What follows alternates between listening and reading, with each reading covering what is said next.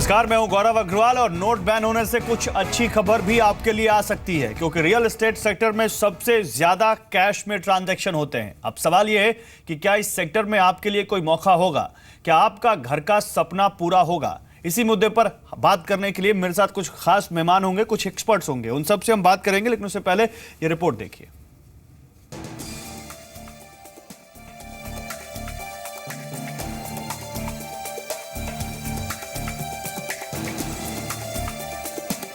Note ban होने से कुछ अच्छी खबर भी आपको मिल सकती है।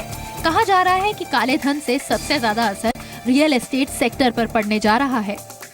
रियल एस्टेट में सबसे ज्यादा कैश में सौदे होते हैं, इसलिए सबसे ज्यादा असर रियल एस्टेट पर पड़ रहा है।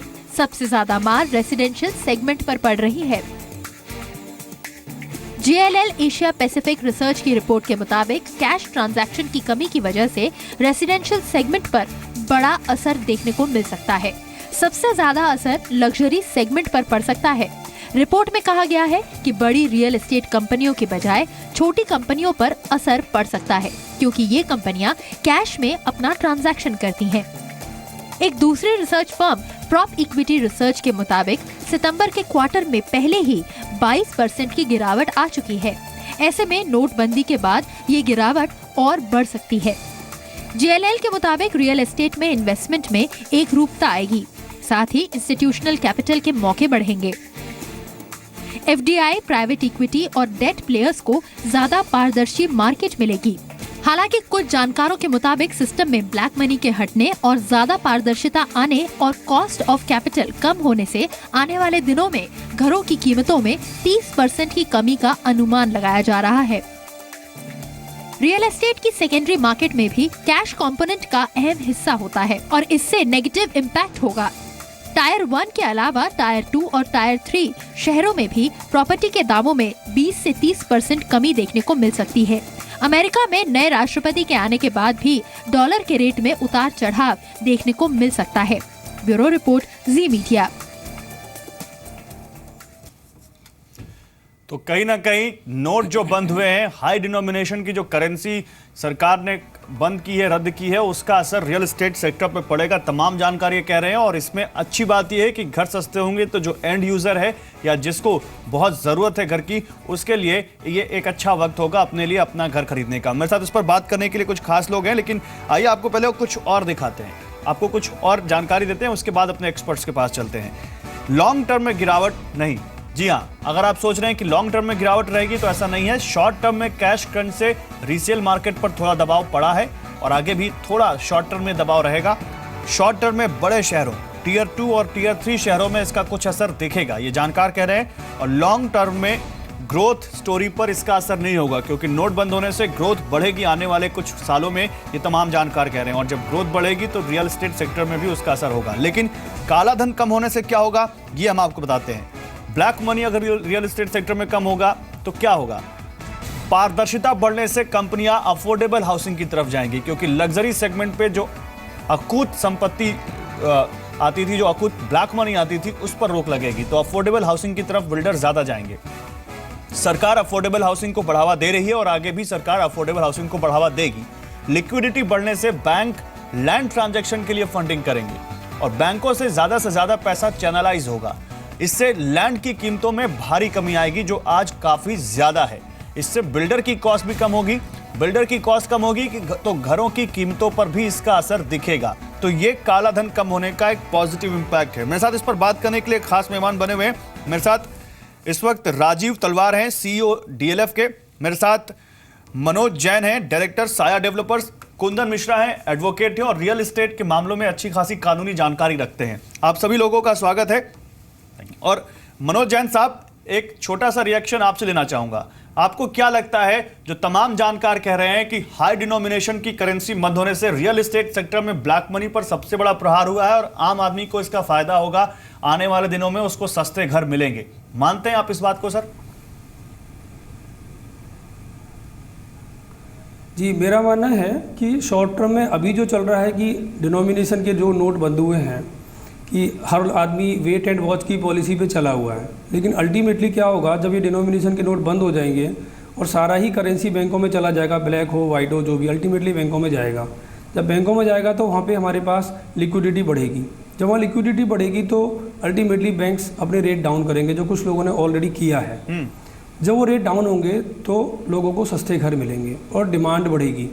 जब डिमांड बढ़ेगी तो अल्टीमेटली प्राइसेस फिर से सेटल होंगे।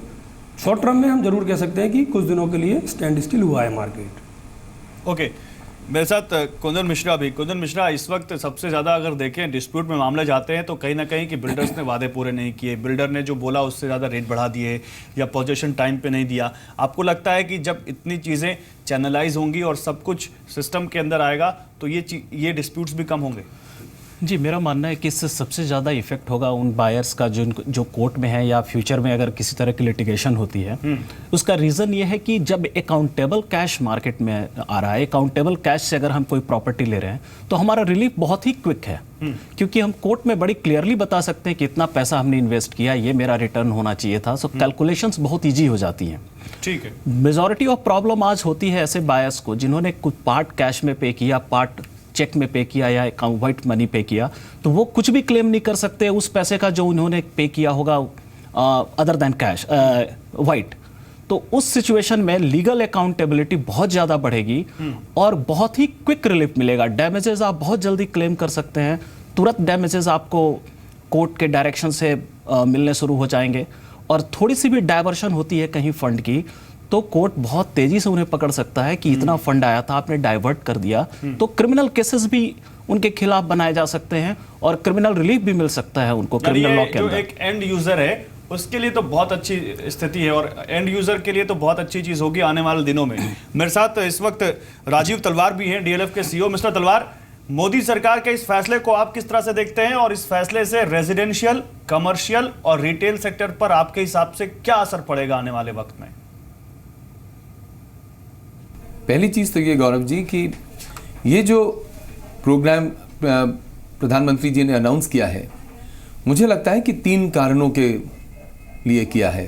सबसे पहली चीज़ कि जितना पैसा विदेश से आ रहा था टेररिस्ट एक्टिविटीज़ को फंड करने के लिए और काउंटरफीट करेंसी थी, उसको हटाने के लिए एक ऐसा सर्जिकल स्ट्राइक हुआ है कि उससे जो भी शैतान थे वो रिकवर नहीं कर पाएंगे जी। दूसरी चीज़ जो कि ड्रग ट्रेड में ये पैसा लगा हुआ था और हमारी जो युवक हैं उनको नष्ट कर रहा था, उसको मिटाने के लिए ये एक बहुत ठोस कदम है। तीसरा जो मापदंड प्रधानमंत्री जी ने सामने रखा है कि भ्रष्टाचार को ख़त्म करने के लिए, ये भ्रष्टाचार हर एक डिपार्टमेंट में उनके मुताबिक फैला हुआ था। बेशक वो कोई भी राजनीतिक हो, बेशक वो सरकारी हो, बेशक वो सरकारी कर्मचारियों का हो, बेशक किसी और कर्मचारियों का हो, उसको ख़त्म करने के लिए ये एक बहुत सर्वश्रेष्ठ कदम प्रधानमंत्री ने अपने सामने रखा है। और मुझे पूरी आशा है कि इस कदम के कारण हम लोग एक नई आर्थिक प्रणाली की तरफ जा रहे हैं जो कि कैशलेस सोसाइटी है। और जितने युवक युवतियां हैं उनको जैसे ही नौकरियां मिलेंगी, सर, लेकिन आप रियल एस्टेट सेक्टर के बारे में अगर आपसे पूछूं मैं द्वारा मिस्टर तलवार, निर्वाह अगर मैं आपसे रियल एस्टेट जैसे सेक्टर के बारे में पूछूं कि मोदी सरकार के इस फैसले से रियल एस्टेट सेक्टर में ब्लैक मनी खत्म होगी कि नहीं, तो आप क्या देखते हैं इस मुद्दे पर? हम लोग मोटा मोटा जो मानते हैं कि रियल एस्टेट सेक्टर में करीबन 4 किस्म के खिलाड़ी होते हैं या कंपनियां होती हैं। एक तो वो जो सबसे ऊपर है, जानी पहचानी कंपनियां हैं और जिनमें जब आप नई प्रोडक्ट खरीदते हैं तो कोई भी काले धन का इस्तेमाल नहीं होता। हम लोग अपने आप को ही नहीं ऐसा एक मानते, बट अपनी तरह कई बहुत कंपनीज हैं जो कि इंस्टीट्यूशनलाइज्ड हैं, जो कि ऑर्गेनाइज सेक्टर में हैं और पूरे भारतवर्ष में फैली हुई हैं, जो सिर्फ चेक और बैंकिंग चैनल्स के द्वारा पैसे लेती हैं। दूसरी ऐसे प्लेयर्स हैं जिनको कई बारी हम लोग रोग प्लेयर्स कहते हैं, जो निवेश करते हैं काले धन का और कई बारी जो अपनी प्राइसेस है वो बहुत कम अनाउंस करते हैं। तो उनको ज़रूर कठिनाई आने वाली है। जिन्होंने बेचने के टाइम एक बहुत कम लिया गया है, बहुत जो बैंकिंग चैनल से पैसा, और उन्होंने जो काले धन का इस्तेमाल किया है, स्पेशली ज़मीनों को खरीदते वक्त उनको बहुत कठिनाई आएगी। पर अच्छी बात यह है कि ज़मीनों की खरीदारी जो है पिछले 6-7 वर्षों में बहुत कम से ना के बराबर हुई है और इसी कारण उसमें काले धन का इस्तेमाल बहुत कम किया गया होगा।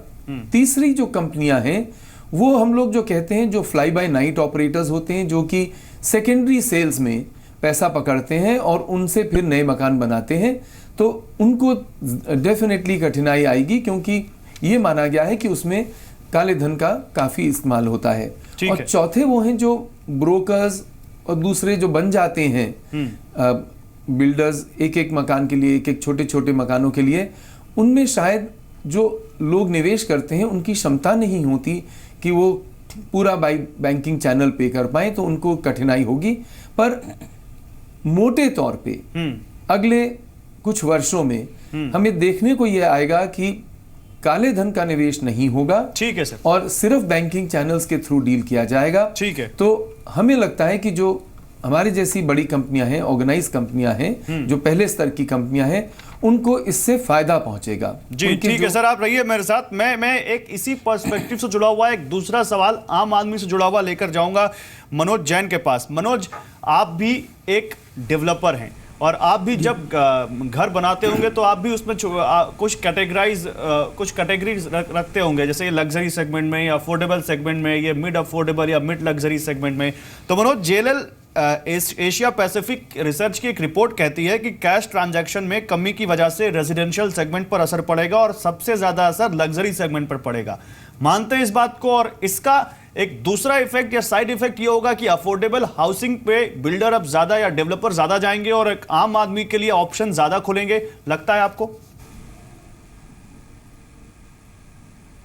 जी, ये रिपोर्ट मैं इसको बिल्कुल ठीक मानता हूँ। लग्जरी सेगमेंट में डेफिनेटली इमीडिएट इफेक्ट आएगा, लेकिन जो अफोर्डेबल हाउसिंग या मिड हाउसिंग जिस स्कीम की हम बात करते हैं, जिसको हम आजकल बहुत बढ़ावा भी दे रही है हमारी सरकार, मुझे लगता है उसमें इस तरीके की चीज़ें नहीं होंगी और अच्छा ही होगा।